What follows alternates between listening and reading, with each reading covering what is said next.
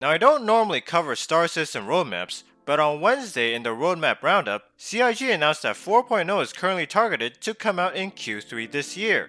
That's a lot sooner than I expected, but I wonder, why do they keep doing this? Why do they keep targeting release windows that look almost certain that they'll fail to meet? We'll get into more of that later, but right now, let's look at the roadmap. So they listed a bunch of content and features they're planning to release with this update. Of course, the Pyro system is coming, and it's coming with 6 planets, conveniently named Pyro 1 to 6, and 6 moons, all of which will be around Pyro 5. And these moons are named Ignis, Ver, Fuego, Fyro, Adir, and Vatra. I should also mention that some of the planets are named as well. Pyro 2 is Monox, Pyro 3 is Bloom, and Pyro 6 is Terminus. And the named planets will have more activity and stuff on them compared to the unnamed planets. Obviously, they're gonna add space stations to Pyro as well. We know of Ruin Station. CIG has showed it many times, so it's probably gonna come in 4.0. According to the wiki, there are about a dozen space stations in the Pyro system. Checkmate Station was shown off during CitizenCon last year. People who were there had the chance to play it at Pyro Playground, and a number of randomly selected backers also had the chance to experience it in the preview channel a few weeks after CitizenCon. So I wouldn't be surprised if that's coming to 4.0. With that in mind, we can expect at least 2 space stations coming to 4.0, although Obituary, Patch City, and Starlight Service Station were also in the preview channel, so they may come out in the new update as well. And some of them are occupied by the Rough and Ready gang, which do not appear in the roadmap, at least not yet.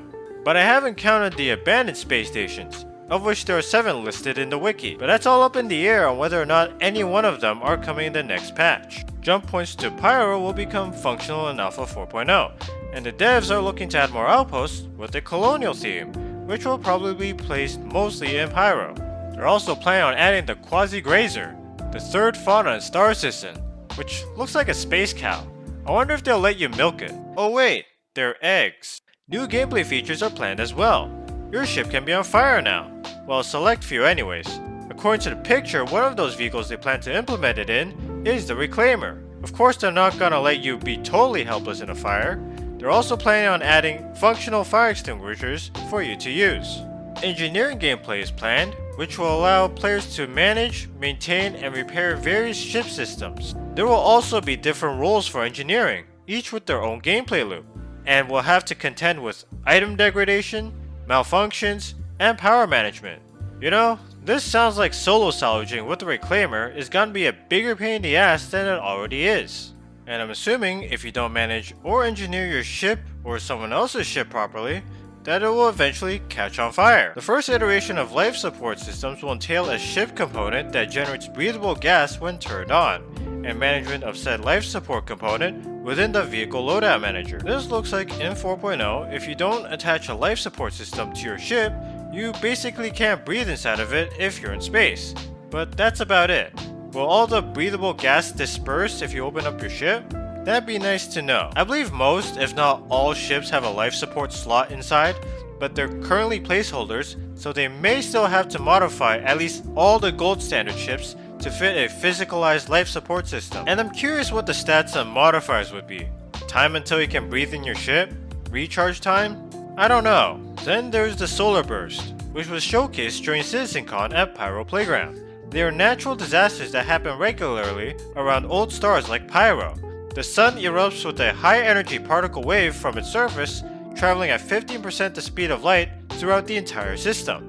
This dangerous high energy particle wave can be avoided by hiding behind other objects that are big enough. What you see here is footage of what that looks like. The Zeus Mark II is planned to be in 4.0 in addition to the rework of multifunction displays, or MFDs, and ship HUDs using building blocks. Each manufacturer will also get its own visual style for their ship HUDs, so we're probably going to see a similar overhaul to the ship UI that we saw with the Mobiglass and helmet visors in 3.23. Then there's the multi-tool updates, where they plan to add more functionality like cutting and repair, along with updates like improved handling, integrated UI, and batteries. Multi-tools already have batteries, but they were mostly dead weight.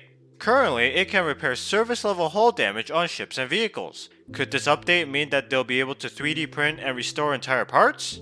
Or is it repairing something else entirely? Multi-tools will also be able to drain, store, and charge objects with power. This includes the ability to overcharge objects and remove distortion damage. I have a feeling this is something that's going to be intertwined with the new engineering gameplay. For example, overcharging the shield component might give a boost to shield regeneration or additional shield HP. And last but not least, server meshing. Arguably one of the most anticipated features coming to Star Citizen. And it's not because it's like a cool new gameplay feature or anything, although it's still cool. Players are hoping that this will solve the technical issues and server crashes that have been plaguing this game for almost a decade at this point. And of course, it's also the tech that allows more players per shard and support for multiple star systems in the persistent universe. With this new tech also comes with work to make the mission and transit systems compatible with server meshing as well. And that's everything in the 4.0 roadmap. I guess I should mention the additional hair and facial piercing customization, but who cares? The list is pretty expansive, but knowing CIG, not everything they plan to release in 4.0 will actually be in 4.0 as we get closer to release. This also means that Alpha 323 is the last major update in the Alpha 3.x branch of Star Citizen. There's still 323.1, which should come out in a couple of months or so unless there's a 323.2, this is it. In terms of the release window, Q3 is from July to end of September, so knowing the devs, they're probably targeting around the end of Q3. As for if they actually hit that target, I doubt it. That would mean they were actually on time with the release for once. I'd be more surprised if 4.0 actually releases end of September. I mean, it took like what, 5 months to release Alpha 323? 4.0 seems much more complex than 323. CIG did say they learned their lesson from Alpha 318. If some of you aren't aware, 318 took almost a year to release after Alpha 317, and this was due to a lot of technical and engineering issues that popped up during development. As a result, 2022 was like a desert for new content in Star Citizen. But this time around, it looks like they're more confident. In their 318 postmortem, they mentioned they've changed their methods, like gradually implementing new technologies into the codebase rather than all at once, and creating new dedicated testing channels to make their new technologies more robust before applying to PTU and live servers. They've done it for the replication layer this patch, and for the most part there weren't any major problems with it. So I'm guessing that it might come out in Evil Kadi PTU around September maybe, just so they can say they released it in Q3. Although I'm not gonna guess when it officially releases, but I wouldn't be surprised if 4.0 doesn't release this year.